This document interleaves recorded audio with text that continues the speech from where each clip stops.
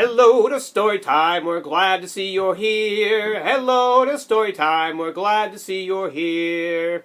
Welcome back, my friends! The fact that you can hear my voice and see my face means you have come back for another adventure with Garvin and I and a few more friends. Why not? More the merrier. Well, let's get started. This is one of our wonderful favorite friends, Corduroy, and his next adventure. A pocket for Corduroy. As many of you remember, he got his overall strap fixed in the last adventure. But now, something else is about to happen. Written by Dan Freeman, A Pocket for Corduroy. Late one summer afternoon, Lisa and her mother took their laundry to the laundromat. As always, at such trips, Lisa carried along her new toy bear, Corduroy. The laundromat was a very busy place at this hour. "Now, Corduroy, you sit right here and you wait for me," Lisa said. "I'm going to help with our wash."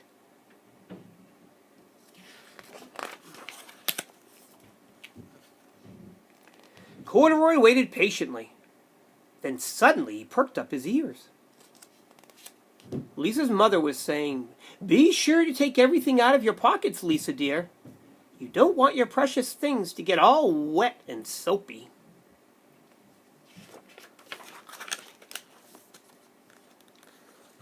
"Pockets?" Corduroy thought to himself. "I don't have pockets." Corduroy slipped off of his chair. "I must go find something to make a pocket out of," he said. And Corduroy began to look around the laundromat.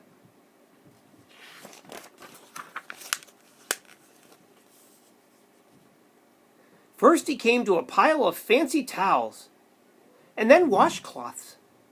But nothing was the right size or color for a pocket.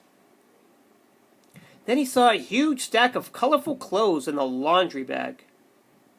"There ought to be something in there to make a pocket out of," said Corduroy.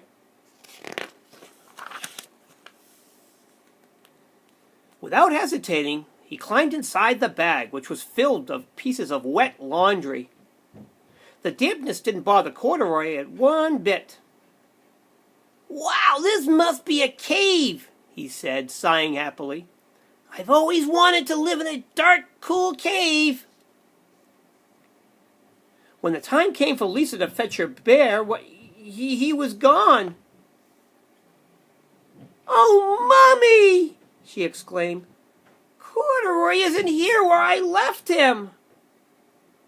"Well, I'm sorry, honey," said her mother, "but the laundromat will be closed very soon, and we must be getting home."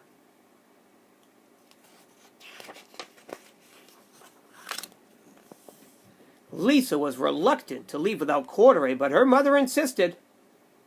"You can come back here tomorrow," she said. "I'm sure he'll still be here." And as they left, a young man wearing an artist's beret was taking his wet laundry out of the bag. It was the very bag that Corduroy had discovered. Before he knew it, Corduroy was being tossed together with all the sheets, shirts, shorts, and slacks.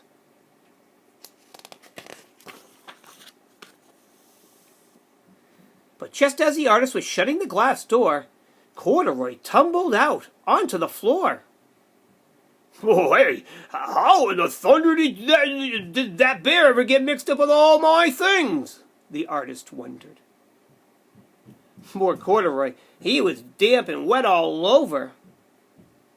"Well, the least I could do for him is give his overalls a good drying," said the man thoughtfully. He unbuttoned Corduroy's shoulder straps, and he put his overalls into the dryer.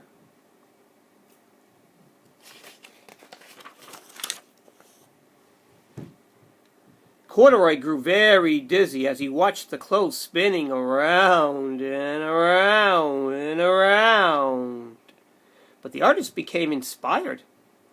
"This would make a wonderful painting," he said as he took a sketch pad out of his pocket and began drawing the swirling colors. I can hardly wait to get back to my studio, thought the artist.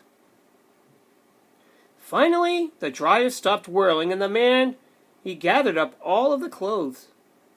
Then he helped Corduroy put on his warm, dry overalls. All at once, the manager of the laundromat called, "Closing time! Everybody needs to leave!"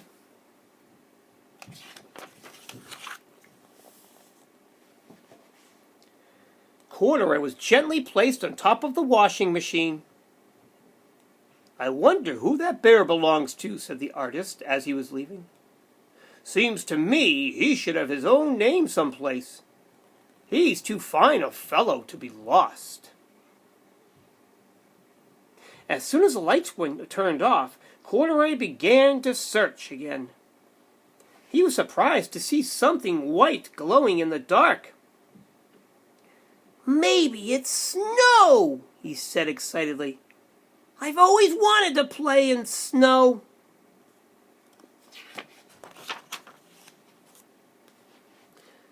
Corduroy accidentally tipped over the open-lidded box, and suddenly he was covered with soft, slippery snowflakes.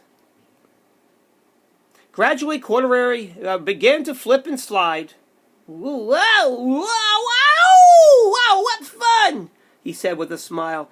"I've always wanted to ski down a steep mountainside."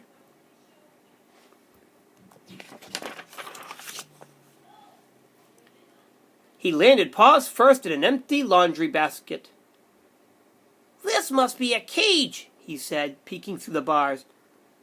"I've never wanted to live inside a cage, like a bear in the zoo." But by now, Corduroy felt drowsy and tired, and he soon nodded off to sleep.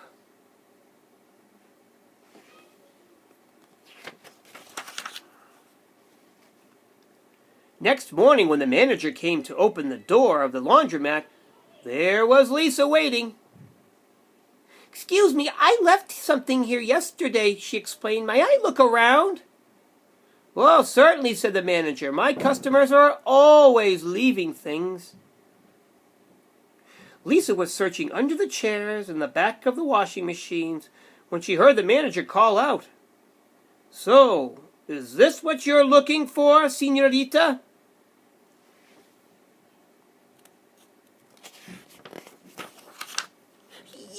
Yes, see, he's my best friend," shouted Lisa as she came running. She reached in and picked Corduroy out of the basket. "So this is where you've been hiding, you little rascal," she said. "It's time I took you home, Corduroy."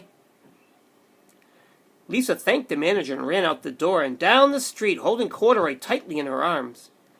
"I thought I told you to wait for me," she said. "Why did you wander away?" "I went looking for a pocket," Corduroy said. "Oh, Corduroy, why didn't you tell me you wanted a pocket?" asked Lisa, giving him an affectionate squeeze.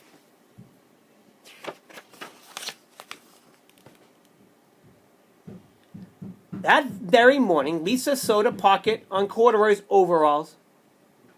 "And here's a card I've made with your name on it for you to keep tucked inside," she said. "I've always wanted a purple pocket with my name tucked inside," said Corduroy as he and Lisa muzzled noses. The end. What a fun adventure for Corduroy. He's lucky to have a friend like Lisa. Do you have a friend? Or two, or three, or many, many, many, many? I'm sure you do. I do, and I'm very lucky. Well, it's time... Oh, gosh, no, it's not time to say goodbye. I promised you a riddle at the end of this story. So get your thinking caps on. I have mine. Thinking cap. Do you have yours on? Are you ready for the riddle? Okay, here we go. The riddle for today is, what comes down but never goes up? What comes down but never goes up? Keep thinking. Oh, you think you know, Zeph? Well, good for you. And you, Charlie? Hazel, you know? Well, what comes down but never goes up? The answer is the rain. Did you get that one? Probably. I didn't at first. Good job with the thinking caps. Well, it's time for us to say goodbye. Please come back another time for stories with Garvin and friends and I, and of course, another riddle. I'll have one just waiting for you. But for now, we need to say goodbye to you. Goodbye to story time. We're glad to see you came. Goodbye to story time. We're glad to see you came.